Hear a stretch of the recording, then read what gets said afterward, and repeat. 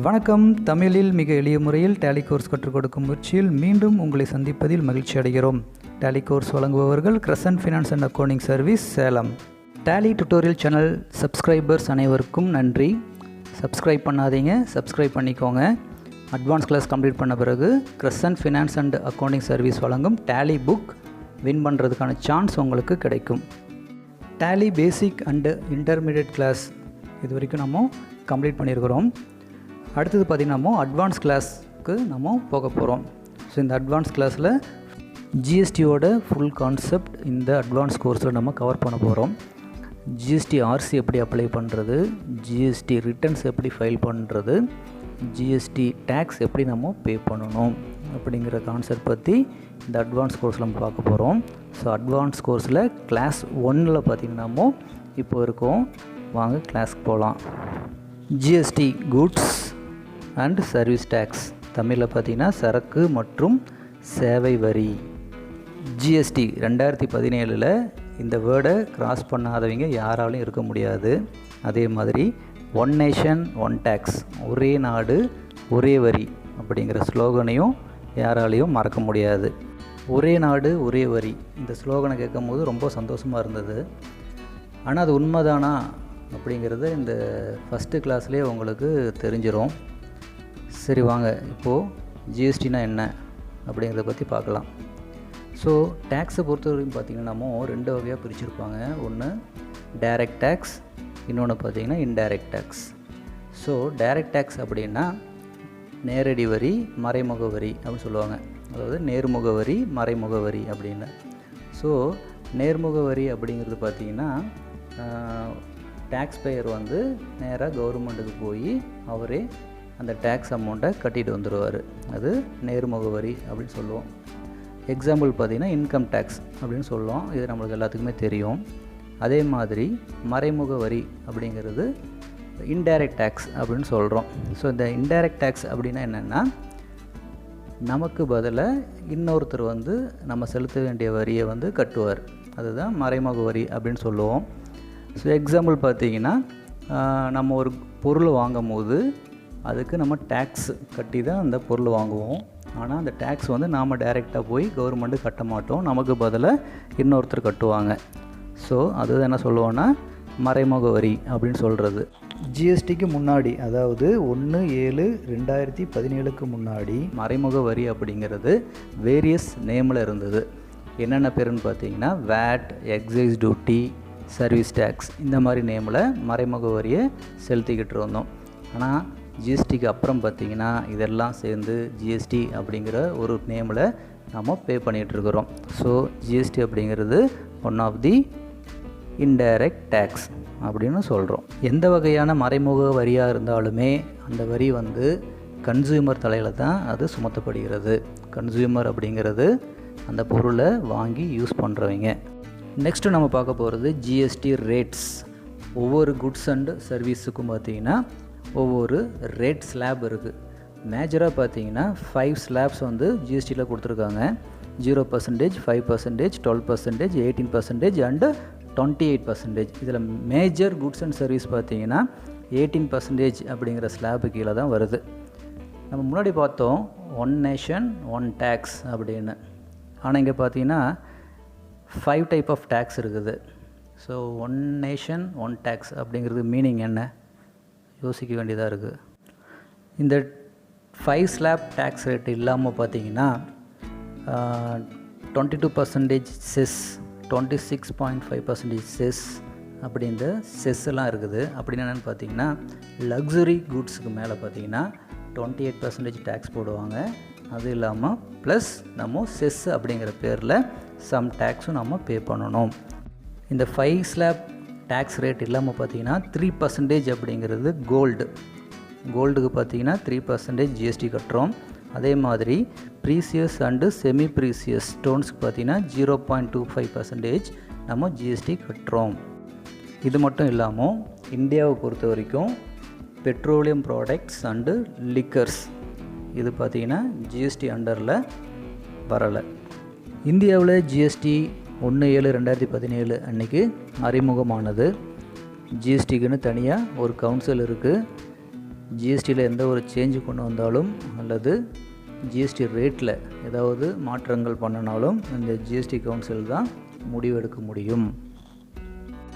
Next நம்ம பார்க்க போகிற important concept types of GST. GST பார்த்திங்கன்னா 3 டைப்ஸ் இருக்குது. அதில் first one CGST, second one SGST, third one IGST. So CGST அப்படின்னா என்னென்னு பார்த்தீங்கன்னா சென்ட்ரல் ஜிஎஸ்டி, எஸ்ஜிஎஸ்டி அப்படிங்கிறது state GST, third one IGST அப்படிங்கிறது இன்டகிரேட்டட் ஜிஎஸ்டி அப்படின்னு சொல்கிறோம். இது சிம்பிளாக எக்ஸ்பிளைன் பண்ணோம் அப்படின்னா நம்ம கட்டுற ஜிஎஸ்டி அமௌண்ட்டு பார்த்தீங்கன்னா 50:50 அப்படிங்கிற ரேஷியோவில் சென்ட்ரல் கவர்மெண்ட்டும் ஸ்டேட் கவர்மெண்ட்டும் பிரிச்சுக்குவாங்க. அதே ஐஜிஎஸ்டி அப்படிங்கிறது பார்த்திங்கன்னா நம்ம கட்டின ஜிஎஸ்டி அமௌண்ட்டை சென்ட்ரல் கவர்மெண்ட் மட்டும் எடுத்துக்கும், ஸ்டேட் கவர்மெண்ட்டுக்கு எதுவும் கொடுக்க மாட்டாங்க. நெக்ஸ்ட் நம்ம பார்க்க போகிற concept intrastate sales and interstate sales. Intrastate sales அப்படிங்கிறது வித்தின் ஒரு ஸ்டேட்டுக்குள்ளார ஒரு குட்ஸை நம்ம சேல்ஸ் பண்ணும்போது அது இன்ட்ராஸ்டேட் சேல்ஸ்னு சொல்கிறோம். இன்டர்ஸ்டேட் சேல்ஸ் அப்படிங்கிறது ஒரு ஸ்டேட்லேருந்து இன்னொரு ஸ்டேட்டுக்கு வந்து நம்ம குட்ஸ் சேல்ஸ் பண்ணுறது இன்டர்ஸ்டேட் சேல்ஸ்னு சொல்லுவோம்.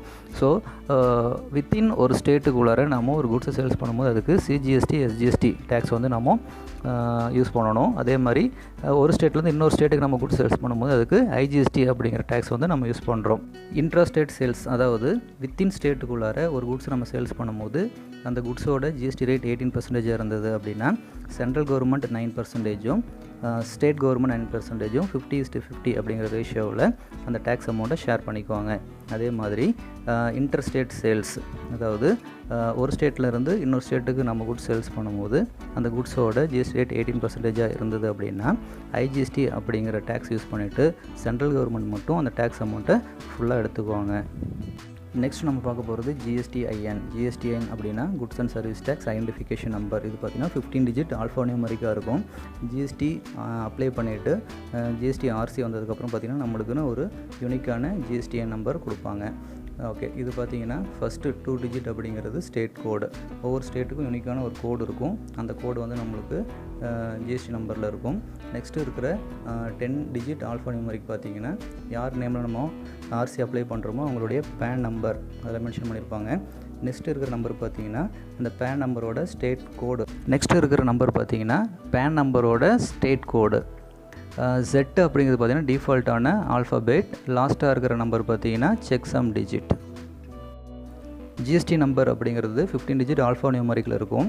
ஸோ ஒவ்வொரு கம்பெனியும் பார்த்திங்கன்னா அவங்களுடைய ஜிஎஸ்டி நம்பரை அவங்களுடைய கம்பெனி நேம் போர்டில் வந்து டிஸ்பிளே பண்ணணும். இது வந்து கவர்மெண்டோடைய ரூல்ஸ். நெக்ஸ்ட்டு பார்த்திங்கன்னா ஜிஎஸ்டி ஸ்டேட் கோடு. ஸோ ஜிஎஸ்டிஎன் நம்பரில் பார்த்திங்கன்னா ஃபஸ்ட்டு 2 டிஜிட் வந்து ஸ்டேட் கோடு வந்து மென்ஷன் பண்ணுது. ஒவ்வொரு ஸ்டேட்டுக்கும் பார்த்திங்கன்னா யூனிக்கான ஒரு ஸ்டேட் கோடு இருக்கும். ஸோ எக்ஸாம்பிள் பார்த்திங்கன்னா தமிழ்நாடுக்கு 33 அப்படிங்கிறது பார்த்திங்கன்னா ஸ்டேட் கோடை மென்ஷன் பண்ணியிருக்காங்க. நெக்ஸ்ட் ஜிஎஸ்டியில் important concept HSN code and SAC code. So HSN code அப்படிங்கிறது ஹார்மனைஸ்டு சிஸ்டம் ஆஃப் நாமிகல்ச்சர் அப்படின்னு சொல்லுவோம். எஸ்ஏசி கோடு அப்படிங்கிறது சர்வீஸ் அக்கௌண்டிங் கோடுன்னு சொல்லுவோம். ஸோ ஒரு குட்ஸை நம்ம சேல்ஸ் பண்ணும்போது ஹெச்எஸ்என் கோடு நம்ம யூஸ் பண்ணுவோம். ஒரு சர்வீஸை நம்ம ப்ரொவைட் பண்ணும்போது அது வந்து எஸ்ஏசி கோடு வந்து யூஸ் பண்ணுவோம். ஸோ இதை பற்றி டீட்டெயில் நம்ம பின்னாடி பார்க்கலாம்.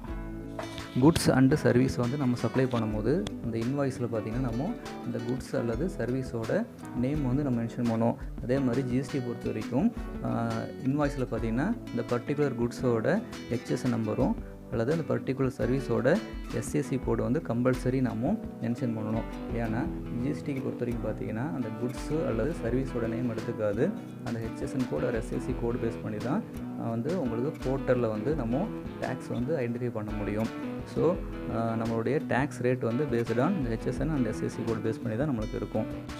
Next important concept GST returns. GST return அப்படின்னா என்னென்னா பிஸ்னஸ் நடக்கிற ட்ரான்சாக்ஷனை நம்ம என்ன பண்ணணும், கவர்மெண்ட்டுக்கு சப்மிட் பண்ணணும். ஸோ பிஸ்னஸ் டர்ன் ஓவர் பொறுத்து நம்ம மந்த்லி ஒன்ஸ் அல்லது குவார்ட்டர்லி ஒன்ஸ் நம்ம ஜிஎஸ்டி ரிட்டர்ன் வந்து ஃபைல் பண்ணலாம். ஸோ ஜிஎஸ்டி ரிட்டர்ன்ஸ் வந்து எப்படி ஃபைல் பண்ணுறது அப்படிங்கிறத பற்றி செப்பரேட் ஒரு கிளாஸில் உங்களுக்கு ஃபுல் டீட்டெயிலாக எக்ஸ்பிளைன் பண்ணுறோம். ஸோ இப்போ பார்த்தீங்கன்னா ஜிஎஸ்டி ரிட்டர்ன் அப்படிங்கிறது என்னென்ன ஃபார்ம்ஸ் இருக்குது, அந்த ஜிஎஸ்டி ரிட்டர்ன் வந்து எந்தெந்த டேட்டில் வந்து நம்ம சப்மிட் பண்ணணும் அப்படிங்கிற டீட்டெயில் பற்றி பார்க்க போகிறோம். இப்போ பார்த்தீங்கன்னா ஜிஎஸ்டி ஃபார்ம்ஸ் வந்து வேரியஸ் நேமில் நம்மளுக்கு கொடுத்துருக்காங்க. அதாவது GSTR1, GSTR2 அப்படிங்கிறது அதோடய ஃபார்ம் நேம். இப்போ ஃபார் எக்ஸாம்பிள் GSTR1 அப்படிங்கிறது பார்த்திங்கன்னா goods and service tax return 1 அப்படின்னு சொல்கிறோம். இது பார்த்திங்கன்னா நம்மளுடைய பிஸ்னஸ் நடக்கிற சேல்ஸ் டீட்டெயில் வந்து இந்த ரிட்டர்னில் வந்து சப்மிட் பண்ணணும். இது பார்த்திங்கன்னா இப்போது மே மந்த்துக்கு நம்ம ரிட்டர்ன் ஃபைல் பண்ணணும் அப்படின்னா ஜூன் மந்தோட 10th அதாவது நெக்ஸ்ட் மந்த்தோட 10ஆம் தேதி வந்து நம்ம அந்த ரிட்டர்ன் ஃபைல் பண்ணணும். ஸோ இந்த மாதிரி ஒவ்வொரு ரிட்டர்ன்ஸ் பார்த்திங்கன்னா அந்த டேட் கொடுத்துருப்பாங்க. ஸோ டீட்டெயில் பற்றி நம்ம ஃபுல் டீட்டெயிலாக நம்ம ஒரு கிளாஸில் செப்பரேட் கிளாஸில் நம்ம பார்க்கலாம். Next very important concept ITC. So ITC அப்படின்னா இன்புட் டேக்ஸ் கிரெடிட் அப்படின்னு சொல்லுவோம். ஸோ நம்ம டேக்ஸ் கிரெடிட் எடுக்கிறது பார்த்திங்கன்னா நம்ம பர்ச்சேஸ் பண்ணும்போது நம்ம டேக்ஸ் கட்டி ஒரு பொருளை நம்ம வாங்கியிருப்போம். ஸோ நம்ம கட்டின டேக்ஸ் வந்து நம்ம இன்புட் கிரெடிட்டை நம்ம எடுக்க முடியும். ஸோ இங்கே பார்த்திங்கன்னா ஒரு சிம்பிள் எக்ஸாம்பிள் கொடுத்துருக்குறோம்.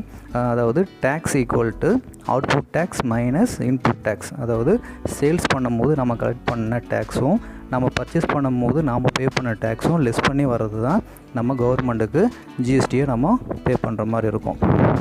ஸோ இதுதான் இன்புட் டேக்ஸ் கிரெடிட் அப்படின்னு சொல்கிறோம். இந்த ஐடிசி எப்படி எடுக்கிறது அப்படிங்கிறத பற்றியும் நம்ம செப்பரேட் கிளாஸில் ஃபுல் டீட்டெயிலாக நம்ம ப்ராக்டிக்கலாக நம்ம பார்க்கலாம். தேங்க்யூ. இந்த கிளாஸில் ஜிஎஸ்டியோட இன்ட்ரடக்ஷன் பற்றி நம்ம பார்த்தோம். நெக்ஸ்ட் வர கிளாஸில் ஜிஎஸ்டி வந்து டேலியில் எப்படி ப்ளே ரோல் பண்ணுது அப்படிங்கிறத பற்றி நம்ம ப்ராக்டிக்கலாக நம்ம பார்க்கலாம். இந்த கிளாஸ் உங்களுக்கு யூஸ்ஃபுல்லாக இருந்திருக்குன்னு நாங்கள் நம்புகிறோம்.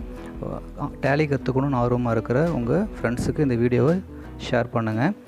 உங்களுடைய கருத்துக்களை கமெண்ட் செக்ஷனில் நீங்கள் தெரிவிக்கலாம். சப்ஸ்கிரைப் பண்ணாதவங்க தயவு செஞ்சு இந்த சேனலை சப்ஸ்கிரைப் பண்ணிக்கோங்க. அட்வான்ஸ் கிளாஸ் வந்து உங்களுக்கு ரொம்ப யூஸ்ஃபுல்லாக இருக்குன்னு நாங்கள் நம்புகிறோம். நன்றி.